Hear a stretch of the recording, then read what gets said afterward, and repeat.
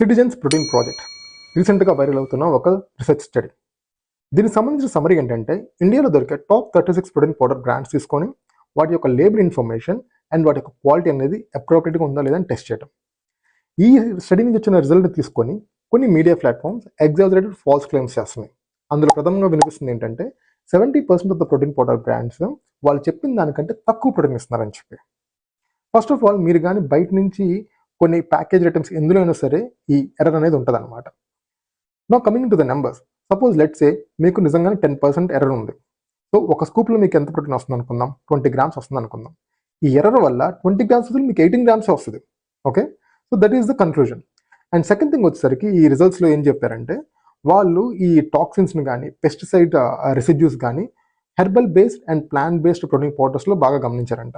కాబట్టి దీని గురించి కొంచెం జాగ్రత్తగా ఉండండి. థర్డ్ థింగ్ వచ్చేసరికి గుడ్ టేక్ అవే విచ్